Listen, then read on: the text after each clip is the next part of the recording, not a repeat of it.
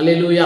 ஆண்டவராகிய இயேசு கிறிஸ்துவின் நாமத்தினாலே இந்த நாளிலும் மீண்டுமாய் உங்கள் யாவரையும் சந்தித்ததில் சந்தோஷப்படுகிறேன். கர்த்தர் நல்லவர். தினந்தோறும் உங்களோடு பேசுவதில் எனக்கு சந்தோஷம். ஆமென். அல்லேலூயா. உங்களுக்கு சந்தோஷம் என்று நினைக்கிறேன். கர்த்தர் பெரியவர். இன்றைக்கு ஒரு குறிப்பிட்ட வார்த்தையை உங்களுக்கு கொடுக்கும்படியாக தேவன் இன்றைக்கு என்னை சந்தித்தார். நானும் உங்களை சந்திக்க வந்திருக்கிறேன். ஆமென். அல்லேலூயா. வார்த்தை கேட்கிற மக்கள் பாக்கியவான்கள், அவர்கள் ஆசீர்வதிக்கப்பட்டவர்கள். தொடர்ந்து அவர்கள் தங்கள் ஆவியிலே நடத்தப்படுவார்கள். கர்த்தருக்கு ஸ்தோத்திரம் உண்டாவதாக. ஒரு குறிப்பிட்ட வசனத்தை உங்களோடு வாசித்து இன்றைக்கு ஒரு காரியத்தை பகிர்ந்து கொள்ளும்படி விரும்புகிறேன். சங்கீதம் 18ஆம் அதிகாரம் 34ஆம் வசனத்தில் இப்படியாக சொல்லப்பட்டிருக்கிறது. தாவீது இப்படியாக சொல்லுகிறான், வெண்கல உள்ளும் என் புயங்களால் வளையும்படி தேவனினை யுத்தத்துக்கு படிப்பிக்கிறார் என்று சொல்லி. அல்லேலூயா. இன்றைக்கு இந்த கால வேளையில் உங்களோடு கூட பேசுகிற இந்த நேரத்தில் உங்களோடு பேசுகிற காரியம் அதுதான். தேவன் உங்களை யுத்தத்துக்கு படிப்பித்துக் கொண்டிருக்கிறார். அல்லேலூயா. நீங்க எங்க போறீங்க உங்களுக்கு தெரியாது இல்லையா? அடுத்து என்ன நடக்கணும் உங்களுக்கு தெரியாது இல்லையா? ஆனா நீங்க எங்க போகிறீங்கிறதும் அவருக்கு தெரியும்.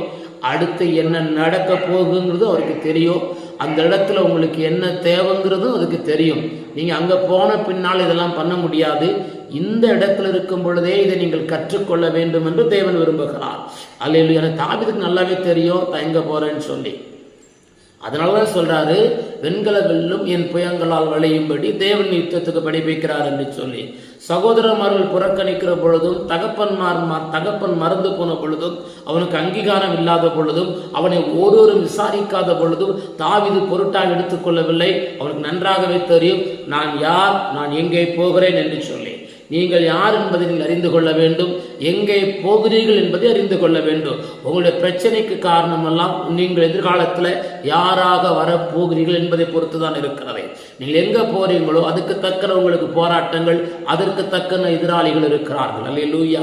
கர்த்தர் நல்லவர். ஆமென். ஆமென். சிங்கங்கள் வந்த பொழுது, கரடி வந்த பொழுது தாவீது தைரியமா எதிர்கொள்ளுகிறார்.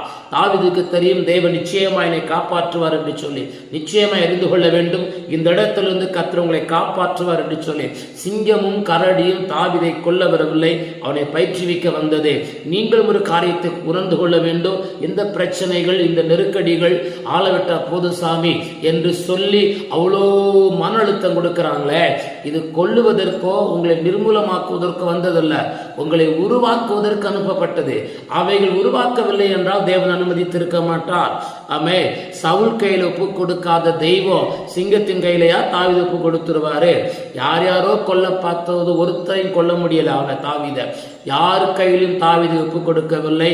தாவீதை தேவன் பழக்குவித்தது போல தேவன் உங்களை யுத்தத்துக்கு பழக்குவித்துக் கொண்டிருக்கிறார். அல்லேலூயா. யுத்தத்துக்கு தேவன் படிப்பித்து